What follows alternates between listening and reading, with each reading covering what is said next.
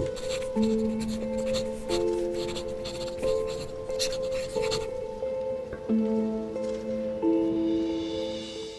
the name of God Almighty, the most gracious, the most merciful, peace be upon you.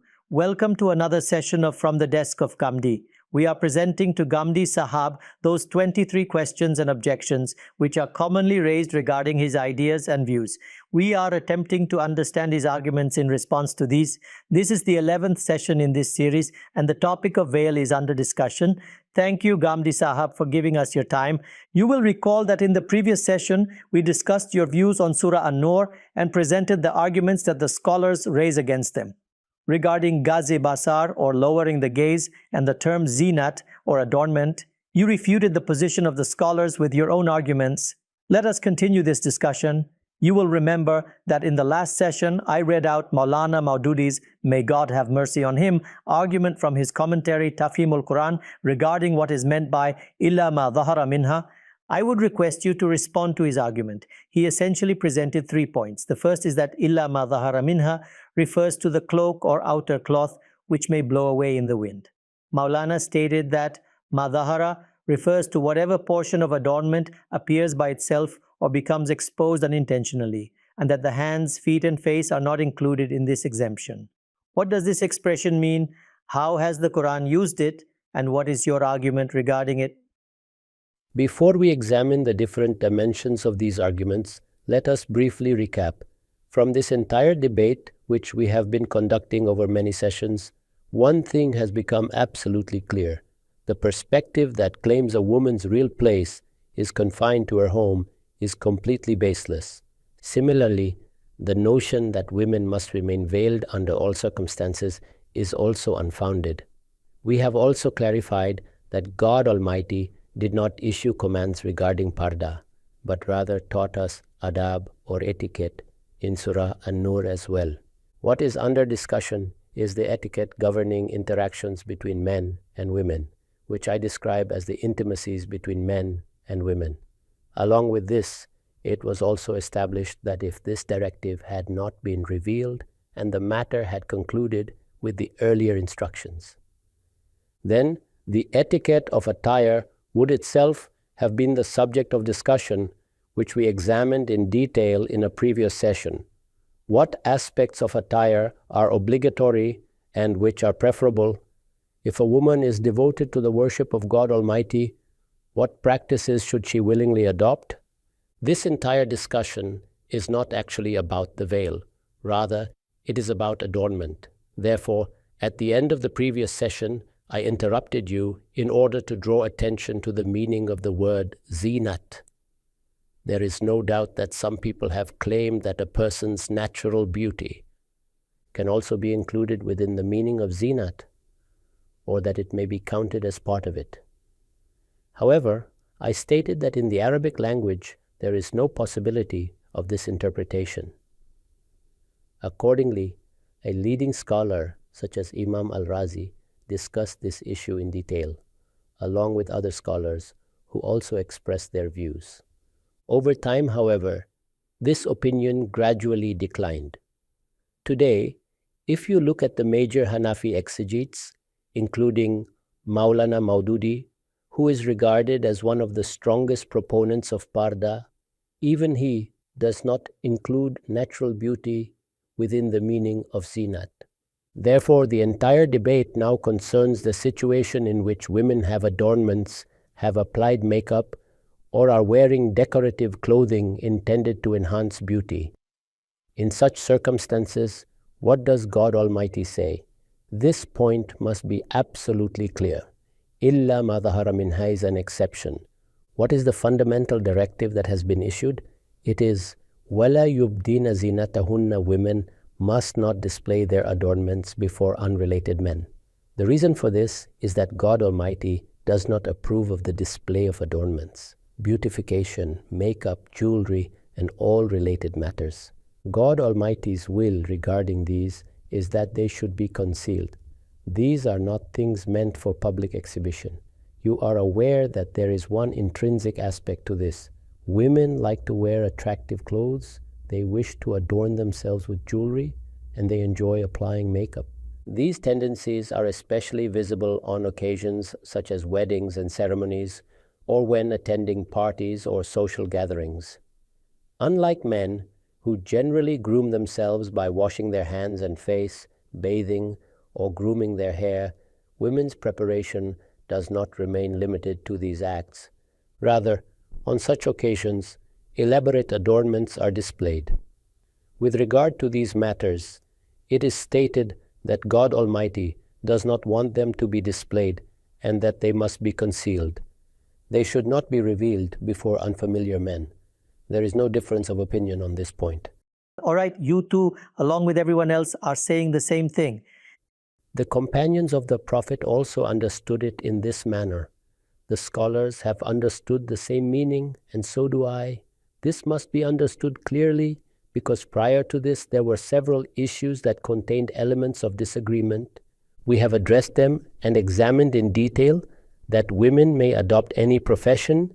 There is no restriction placed upon them. They may wear simple and respectable clothing. We also discussed at length the various aspects of attire through which women may teach, work in hospitals, engage in academic or research activities, or participate in gatherings.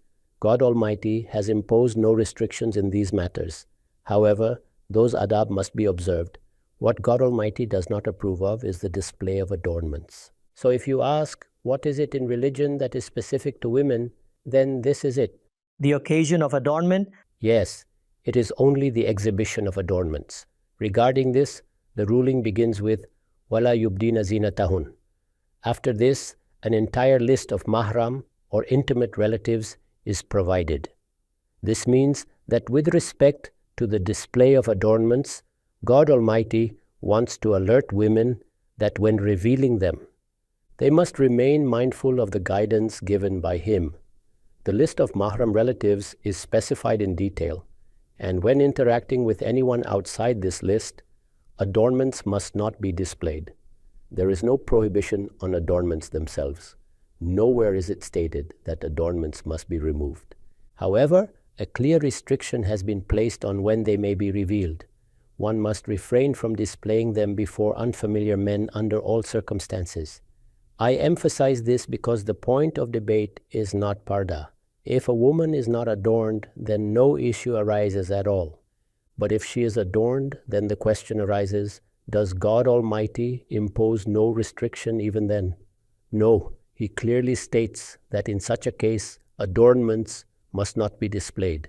On this fundamental point, there has never been any disagreement, nor could there be. The reason is that God Almighty has stated this explicitly. Women must not reveal their adornments, and He has specified the category of intimate relatives, apart from whom adornments must not be revealed to anyone else. Thus, the foundational message of the Quran for women is that adornments should not be displayed. Everything else follows later. First, the emphasis of this point must be understood because this is what God Almighty intends here. As we discussed earlier, He does not want women to be confined to their homes. He does not wish for them to be locked away behind a veil. He does not want excessive restrictions to be imposed upon them that prevent social interaction. He is only teaching adab. Regarding attire as well, we presented strong arguments showing that it has degrees. Even there, God Almighty did not prescribe a fixed form of dress. Rather, an abstract principle of protection of chastity was given, upon which rational application is required. On that issue too, we refuted the commonly held religious viewpoint on many grounds. But here I wish to emphasize that there is no difference of opinion. I do not differ on this point, nor did earlier scholars, nor does anyone else. So these are compulsory rules regarding adornments for women. For this reason, as I said last time, adornments do not include natural beauty. This is not an instruction to hide beauty. It is not a command to conceal the face, the body, or one's physical form. Those matters have already been addressed under the principle of protection of chastity. This directive fundamentally concerns adornments. Its core message is that they should not be displayed. When the Creator of the universe issues a command, When he says, "Do not display your adornments," it naturally becomes a means of discouraging adornment itself or of dissuading one from indulging in it.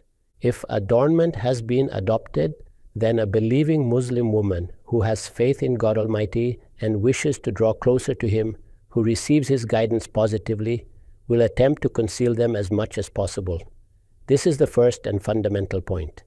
It should be kept firmly in mind as we proceed further in this discussion. Now, as I had stated earlier, two exceptions have been mentioned. One concerns the mahram, or intimate relatives, regarding which there is not much dispute.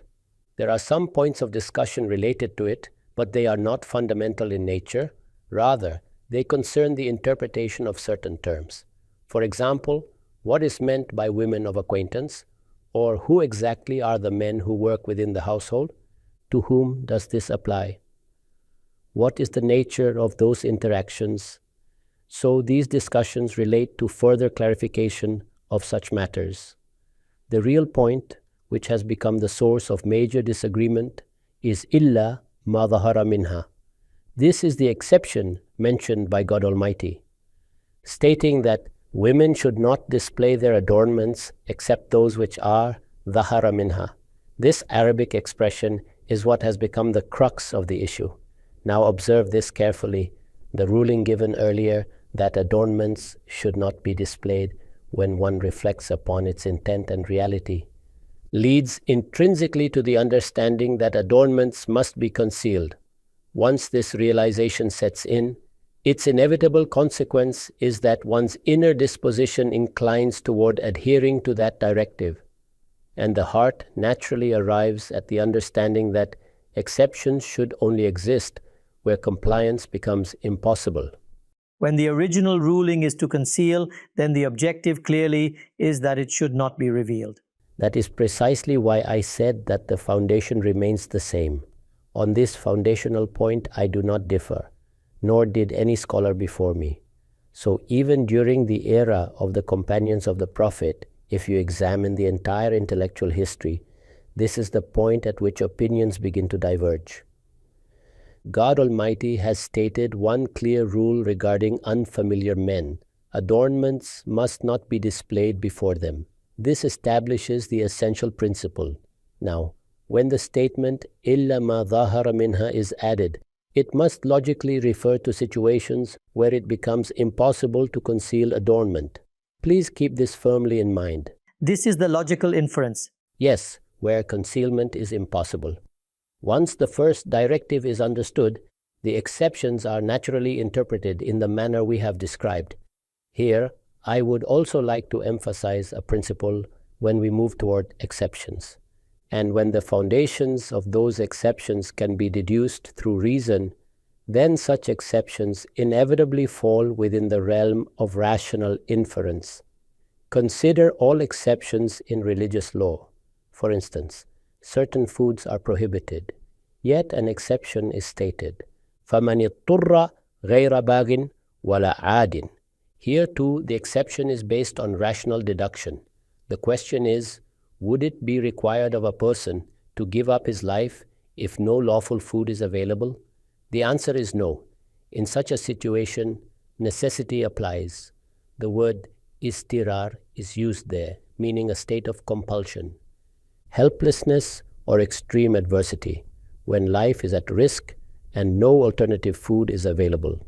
Similarly, when a person reads the directive, "Do not display your adornments," the mind logically arrives at the conclusion that only those things should be exempted which are impossible for a man or a woman to conceal.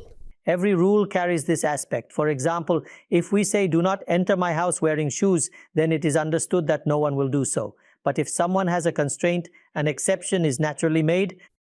Exactly. This is the obvious conclusion that follows. This kind of logical reasoning inevitably comes into play. Thus, this is precisely what happened historically. When such reasoning begins, it often leads people to focus less on precise terminology. This is a characteristic of human nature.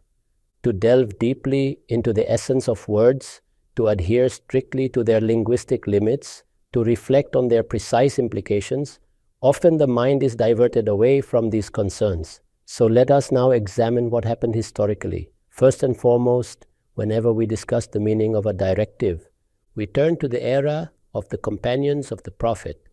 Here, we find a disagreement between two highly esteemed companions. As for the views of others, we do not have reliable records.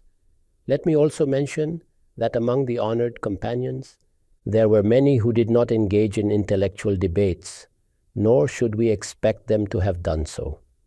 Those who were responsible for political affairs generally entered debates only when political, national, or collective matters arose. They were, after all, the custodians of the community, such as the rightly guided caliphs. However, scholars were present in that era as well. Who were they? For example, Abdullah ibn Masud, Abdullah ibn Abbas, and Abdullah ibn Umar, may God be pleased with them all. They are known collectively as the three Abdullahs. Similarly, there were figures such as Zayd ibn Thabit and Mu'ad ibn Jabal, may God be pleased with them, who actively engaged in intellectual discourse.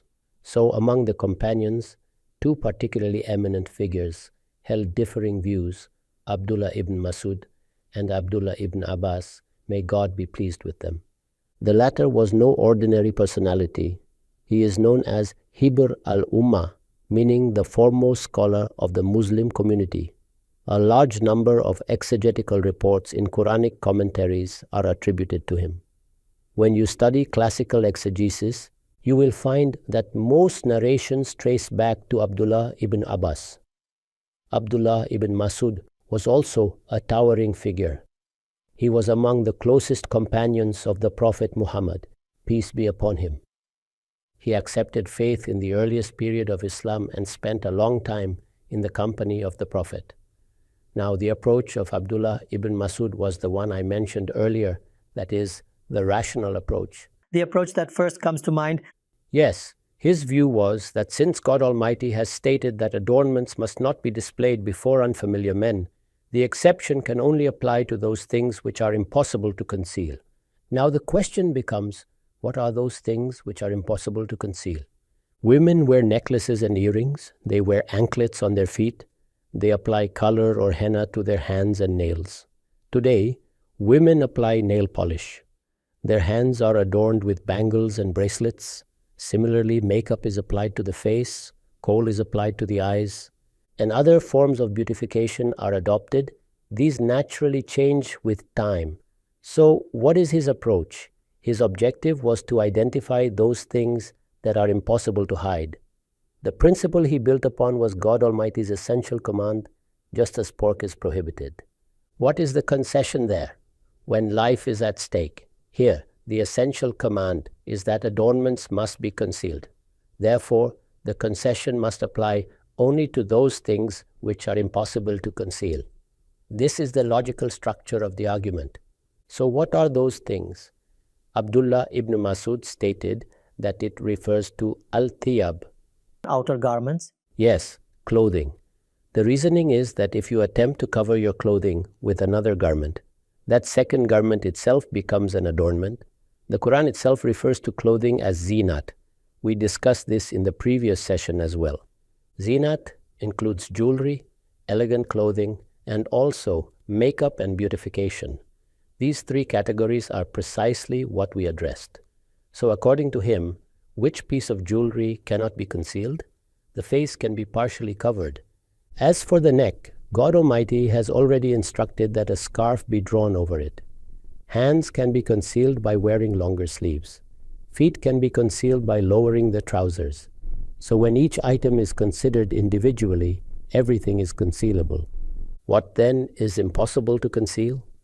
If such hardship is imposed upon women, what would they say?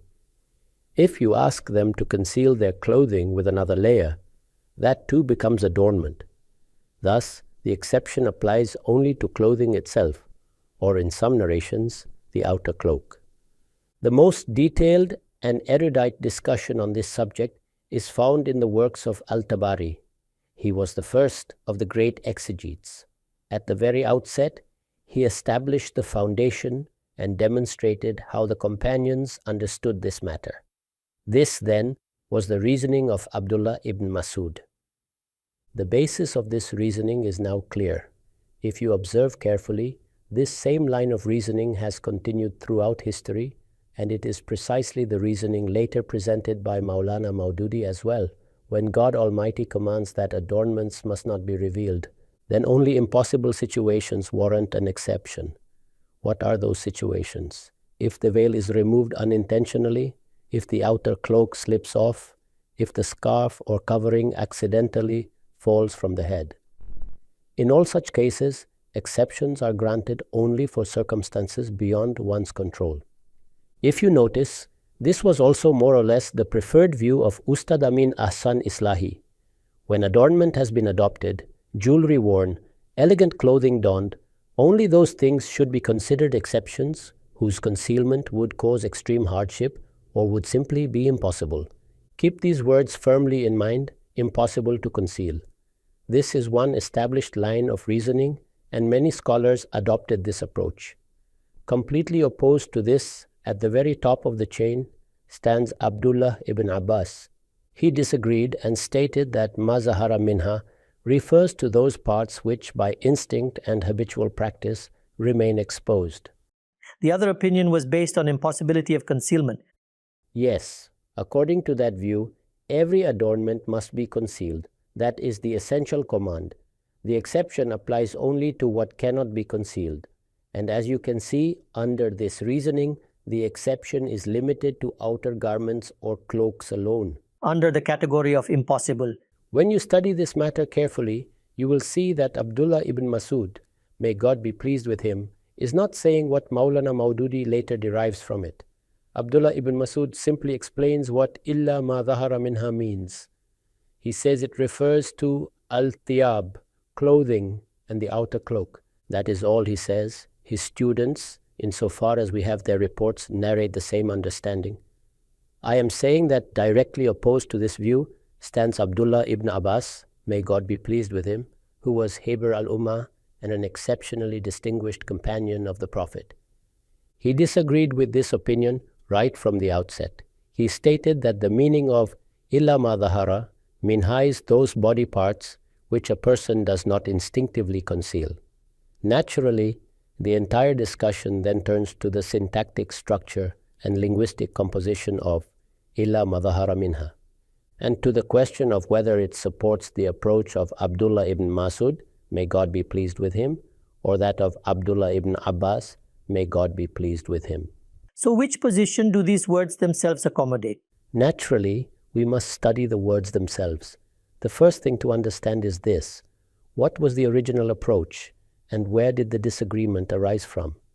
We know that this difference began with two highly esteemed companions, so we should examine it from the very beginning. I have already explained the cause that led to the divergence of opinion.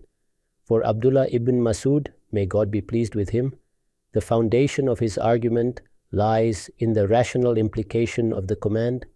For Abdullah ibn Abbas, may God be pleased with him, it is the wording itself that determines the meaning. His reasoning is that the exception given by God Almighty, by the very nature of its wording, demands that hands, feet, and the face be identified as those parts which people habitually and instinctively do not conceal. This is what is meant by illa ma dhahara minha. Therefore, the exception is not based on impossibility. Rather, the exception has been given in light of the severe hardship that would arise if women were instructed to conceal their hands, feet, and faces as well.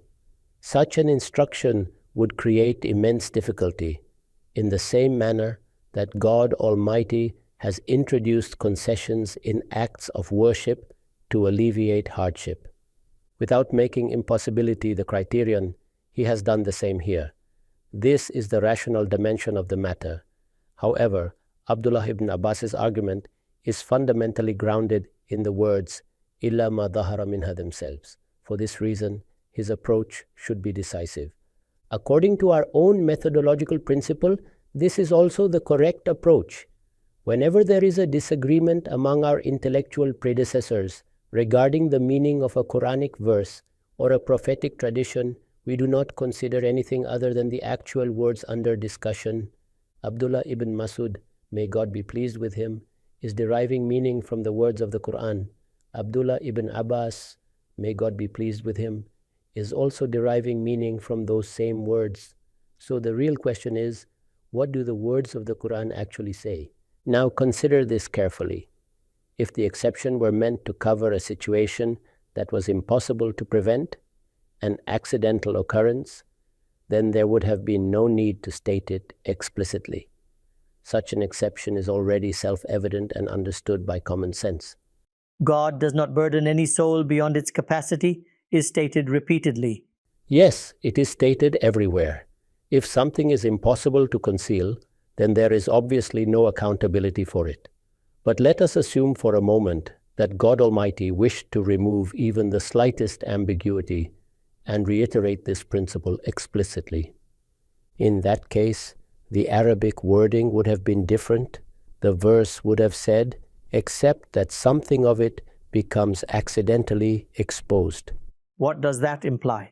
Adornment has already been mentioned, and the command is to conceal it. So the wording would have meant, except when something is unintentionally revealed, meaning when it is impossible to conceal, just as we speak of accidental killing where there is no intent. Yet death occurs unintentionally.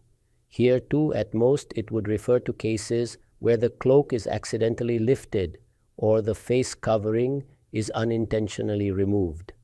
Then God Almighty forgives? Exactly. In that case, the wording would have explicitly reflected that meaning. But if you observe carefully, those are not the words that have been used. The wording is not of the type that conveys if something happens to be exposed. This is one possible interpretation, and there could have been others like it, but had that been the intended meaning, the wording would necessarily have reflected it. However, the Quran uses the words illa ma dhahara minha. Now let us examine this, just as we previously examined lowering the gaze, where the decisive meaning was clarified by the Quran itself. When the Quran commanded lowering the gaze, it used a related expression elsewhere, lowering the voice. It clarified the meaning. Yes, the phrase lowering the voice was used. This made it absolutely clear that lowering does not mean complete suppression.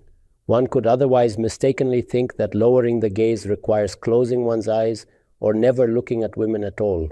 But what would you say then about lowering the voice? Whether the verb lower is used directly or with a preposition, the meaning remains the same. The instruction is simply moderation. There it concerned the voice, and here it concerns the gaze. Exactly. So the meaning is clear. Now observe here as well, the Quran itself clarifies this usage. There is a well-known verse from Surah Al-A'raf, قُلْ إِنَّمَا حَرَّمَ رَبِّي الْفَوَاحِشَ مَا ظَهَرَ مِنْهَا وَمَا بَطَنَ. Here we see the same expression, مَا ظَهَرَ مِنْهَا. Now translate this. Does it mean that God Almighty has forbidden indecency except when it becomes manifest? No, that interpretation is impossible. It simply cannot mean that. Therefore, the Arabic construction of illa ma dhahara minha cannot support the interpretation of accidental exposure. This must be understood as follows when a relative pronoun like ma or aladi is used in such constructions. It functions as an active, descriptive expression, and the meaning changes accordingly. So what is the actual construction?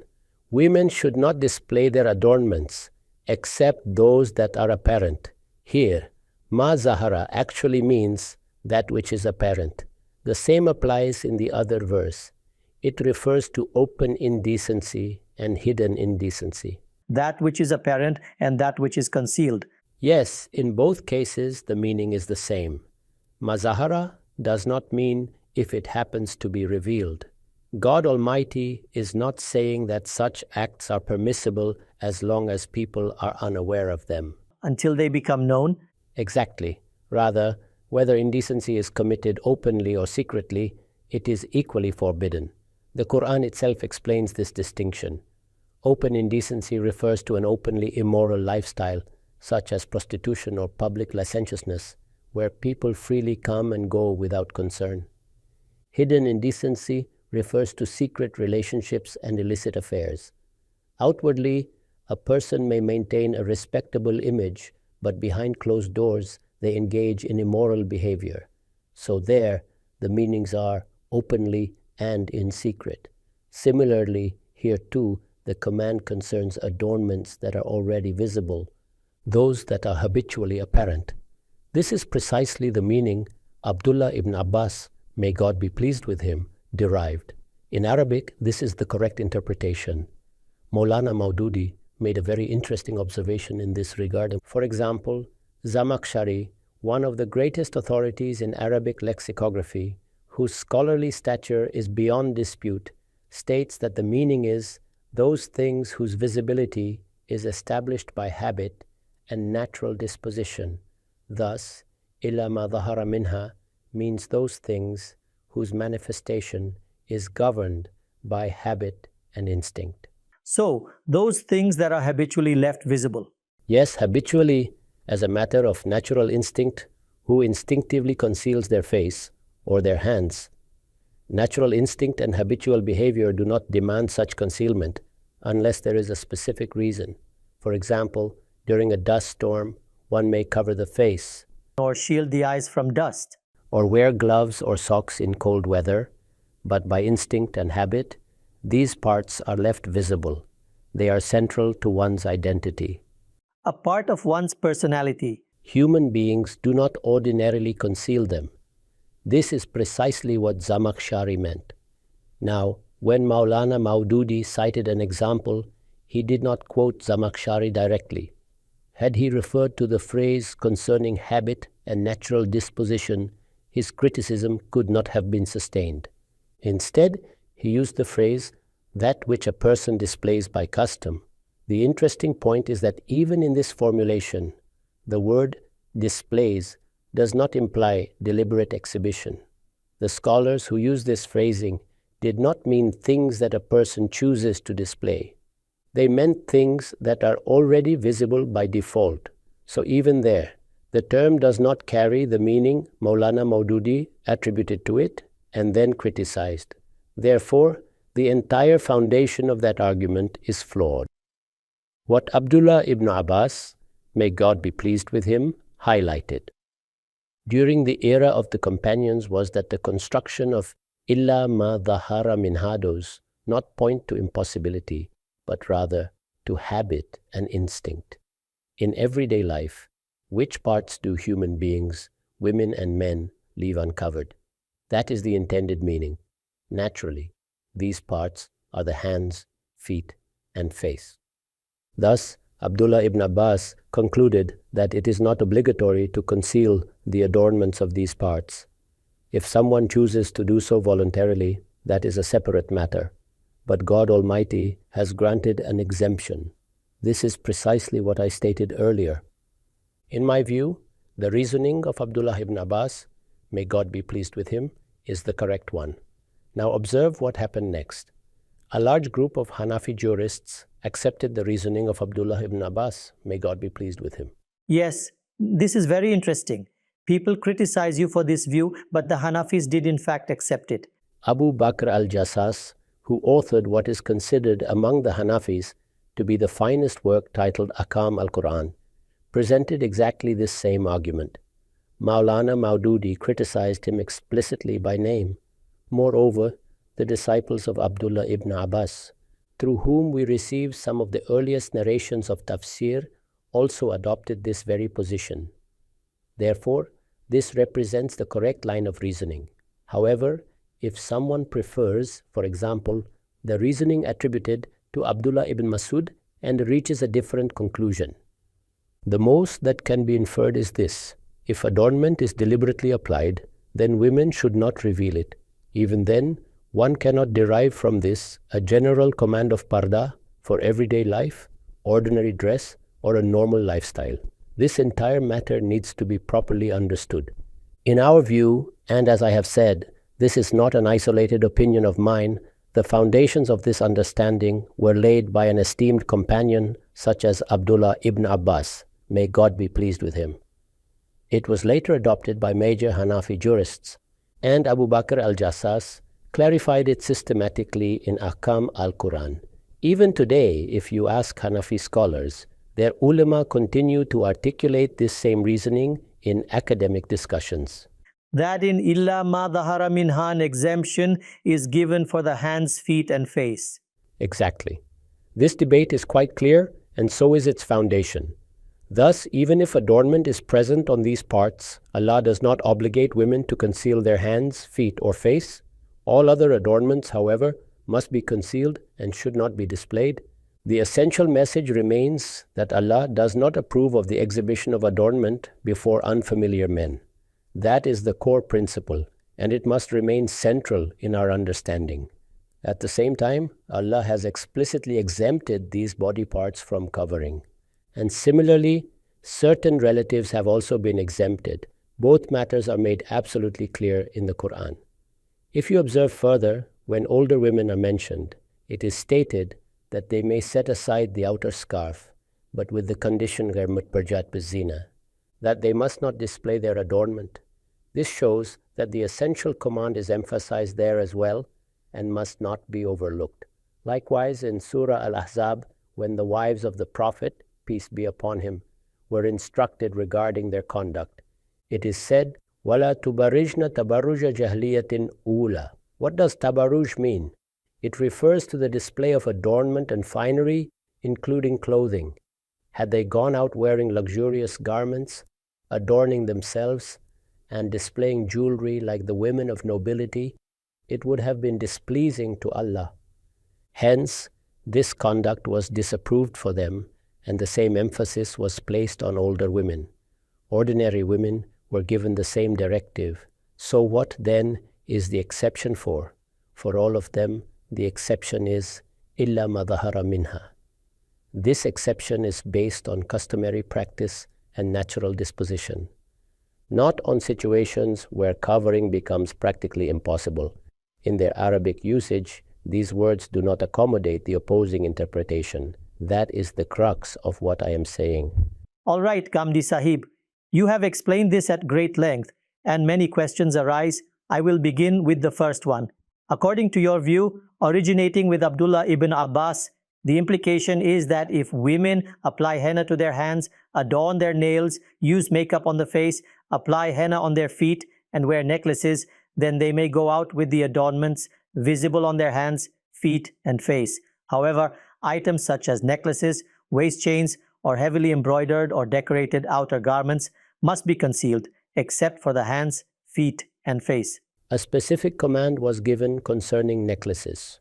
When it was stated that women must not display their adornment except what is apparent, it was immediately followed by the instruction, وَلْيَضْرِبْنَ بِخُمُرِهِنَّ عَلَى جُيُوبِهِنَّ, that they should draw their scarves over their chests. I have already discussed that when Allah issued this command, two questions arose, both of which were answered in this very surah. Some were clarified immediately, while others were addressed toward the end of the surah. Here, it was made clear that whenever women go out and encounter unfamiliar men, they must be vigilant. If an ornament is worn around the neck, it must be covered with the scarf. What about decorated or embroidered clothing? That is already included under illa ma dhahara minha. We have discussed the hands, feet, face, and clothing. These are aspects that even Abdullah ibn Masud does not hold to be obligatory to conceal because they were never the subject of dispute to begin with. Maulana Maududi wrote that it is the chadar worn over the clothes that is exempted, not the clothes themselves. That is because he holds a distinct interpretive position. Within that framework, even the opinion of Abdullah ibn Masud, may God be pleased with him, is reinterpreted. He also cited a narration in which Ibn Masud uses the term rida, implying an outer cloak. However, the essential point remains unchanged. Either one adopts the view that Allah has commanded the concealment of all adornments wherever they exist, whether makeup or clothing, except where concealment becomes impossible. This is the line of reasoning Maulana Maududi adopted. Once one understands the foundational premises of his argument, there is no need to refute his subsequent conclusions individually. Their refutation follows naturally. By contrast, Abdullah ibn Abbas's argument is rooted directly in the wording of the Quran. These words do not align with the notion of impossibility of covering. Rather, they correspond to habitual visibility. They are descriptive, not accidental. They do not refer to inadvertent exposure or mistaken display of adornment. Instead, they denote what is ordinarily and consistently visible.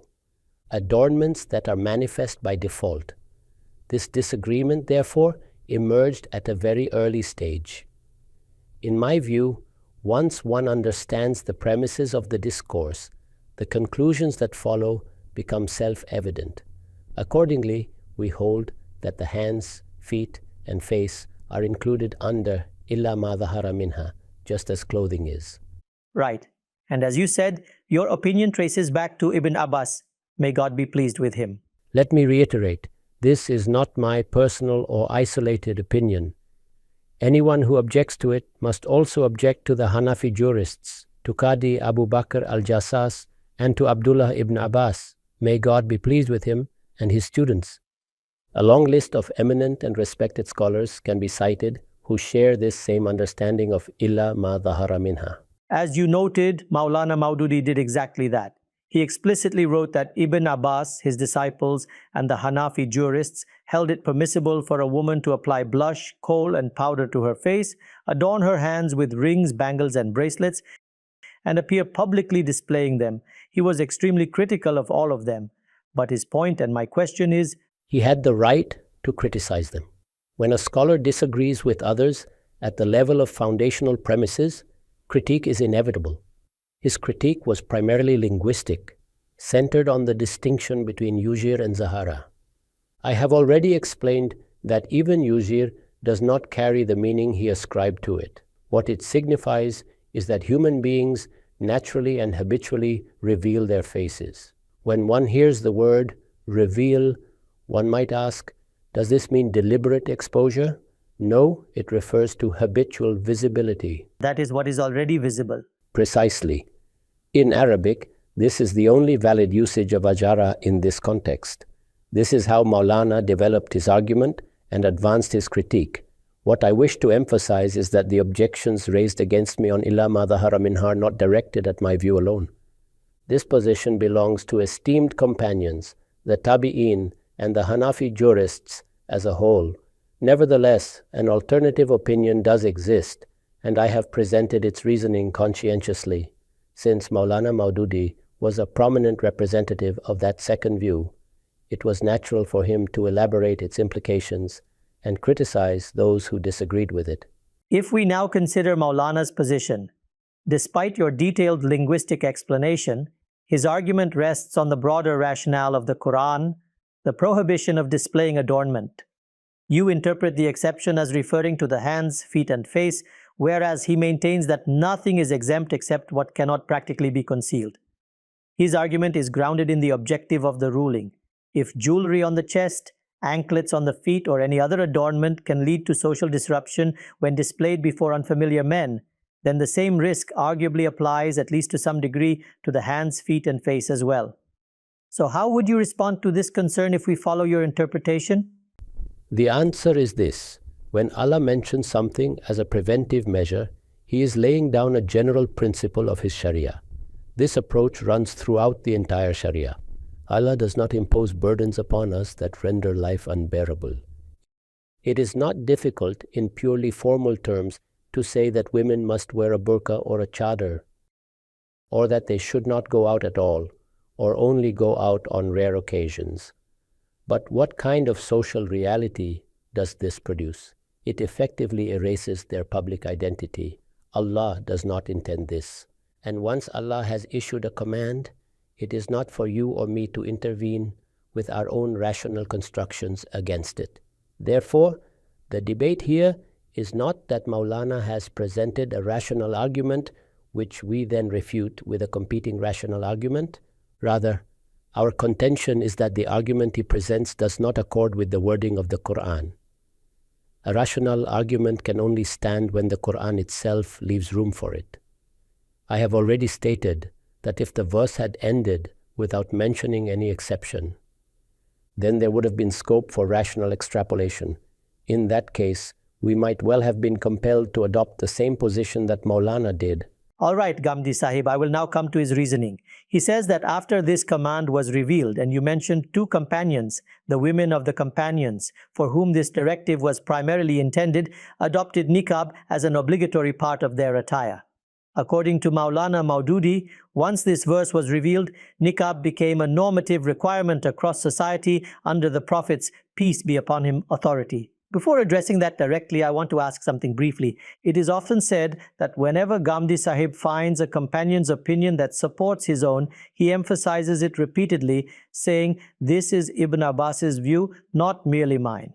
But in other matters, where the companion's opinions diverge and you do not find one that supports your position, you still maintain your own view.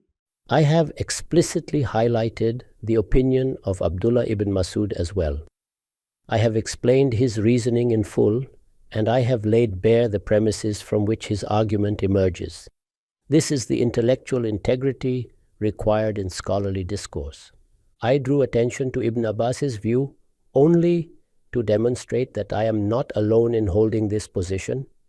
If someone wishes to direct invective at me, then they should also include the many revered personalities who share this view. This is not my opinion alone. And you are not presenting Ibn Abbas's view as decisive proof simply because he held it. What I have done is to define the argument itself and to trace the line of reasoning that gave rise to it. The disagreement between these two companions is what the Muslim intellectual tradition carried forward. Within that tradition, every scholar has the right to judge which argument is stronger and to adopt it. At the same time, the alternative view should remain present and acknowledged. I have presented both positions. Why do I prefer one over the other? Because it is the interpretation that the words of the Quran themselves support. The opinion of Abdullah ibn Abbas, may God be pleased with him, coheres with the Quranic wording, and if you reflect on its consequences, those two confirm its soundness. It allows life to proceed smoothly, social affairs to function healthily, and produces a natural outcome, in which Islam, its message and its society, embodies an extraordinary balance. One of the defining qualities of Islamic law everywhere is that it is rooted in fitrah, human nature, and this quality manifests here as well. However, none of these considerations constitute independent proof. The only valid basis of argument is the wording of the Quran itself. Please explain Maulana Maududi's claim that those for whom this command was revealed once the verse وَلَا يُبْدِينَ زِينَتَهُنَّ إِلَّا مَا ظَهَرَ مِنْهَا was sent down, began across the entire society to treat niqab as an essential part of women's attire under the Prophet's, peace be upon him, direction. If there was a disagreement between Abdullah ibn Masud and Abdullah ibn Abbas, then why did all women adopt niqab? Have you read the entire paragraph in which Maulana makes this claim? Yes. Does he cite any narration? No, there is no narration. Does he refer to any historical incident? Does he state that the Prophet, peace be upon him, issued such a command afterward? Does he say that people themselves understood this ruling and began practicing niqab universally? None of this is present. This claim rests entirely on a mental impression that forms the premise of his argument. It is completely unfounded. Nothing of the sort occurred. What happens instead is that once such an assertion is made, the layperson, who is not familiar with the nuances of this debate, is then directed toward narrations related specifically to the Prophet's, peace be upon him, wives. Such as the incident involving Abdullah ibn Maktum, who was blind. We have already examined those narrations. Their chains of transmission are weak, yet you will find them repeatedly cited everywhere. In fact, Maulana Maududi found himself in a very delicate position. If you read that section of Tafhim al-Quran, you will see why. The issue concerns Sayyida Azma, the sister of the Prophet's, peace be upon him, wife, Sayyida Aisha, may God be pleased with her. The Prophet, peace be upon him, was not among her mahram relatives. This is undisputed. Yet narrations exist, extending until the final period of the Prophet's life, indicating that Sayyida Asma would appear before him with her face uncovered. Even though that narration too is weak, it records that when she once came wearing thin clothing, she was advised. And what words were used? O Asma, when a woman reaches maturity, nothing should be visible except her hands and her face. Here, the Prophet, peace be upon him, himself explicitly states these exceptions. Additionally, there are narrations indicating that women used to go out for daily chores, such as gathering firewood. When the Prophet, peace be upon him, encountered them on the road, he would offer them a ride on his camel. Which means he could see their faces and recognize them. Exactly. All of this was well known and customary, and Maulana Maududi himself acknowledges it. Yet after conceding all this, he proceeds to argue that rationally we should assume a distinction. Some people are complete strangers, some are mahram relatives, and then there is an intermediate category. A category not addressed in the Quran, nor in the Hadith. None of these arguments have any historical foundation whatsoever. No new restriction was imposed on women by revelation. When these directives were revealed, people continued to live as they had. While incorporating these commandments in their own ways, women continued to appear with uncovered faces. Some, as a matter of custom, already wore niqab and continued to do so. Wearing a jilbab or a large chadar when going out was another existing custom. For some, not going out at all was also customary. None of these practices were established by revelation. All the traditions that are cited in this matter, you will find, relate exclusively to the Prophet's, peace be upon him, wives. They have no bearing on ordinary women. And if one insists on drawing evidence from narrations, then there is a decisive incident from the time of the farewell pilgrimage. After Ihram had already been lifted, a woman approached the Prophet, peace be upon him, to ask a question. The narrators themselves describe her as extraordinarily beautiful. Right? Because they could see her face, which is how they were able to say that. Exactly. A companion who was standing nearby began staring at her. The Prophet, peace be upon him, turned that companion's face away. It is said that this happened 3 times. If a command had been issued requiring all Muslim women to wear niqab, this incident could not have occurred. Moreover, the Prophet, peace be upon him, corrected the companion. He did not instruct the woman to cover her face. He did not tell her to observe the veil. Precisely. Had such a rule existed, he would have told her to veil herself. After all, had she not read the Quran? Nor can this incident be explained away by saying she was in Ihram, because Ihram had already ended by then. This incident makes the matter clear. That said, I do not even need to present such narrations as proof, because when the Book of Allah is clear on an issue, no solitary report can override it. And the historical picture Maulana attempts to construct on the basis of narrations, there is not a single sound proof for it. This is precisely why he himself cites no references. He does not present any narration. None at all. This brings me to the final question related to this topic, since we are running out of time. Maulana mentions the Hanafi jurists and cites their views as well.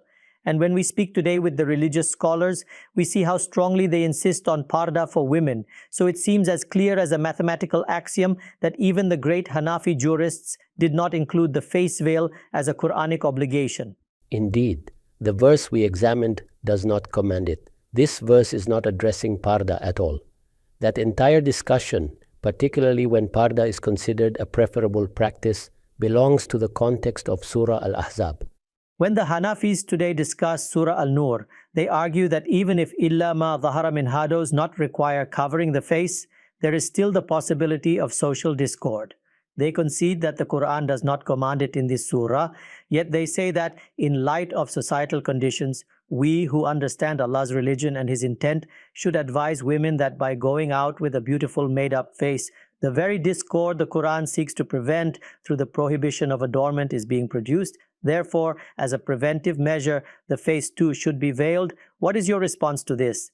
How can we issue such a command? That would amount to writing Allah's Sharia ourselves. When Allah has not made something obligatory, who are we to impose it as an obligation? If a father, a brother, or a scholar wishes to advise women in view of prevailing conditions. They are free to do so, but they must not present that advice as being part of religion.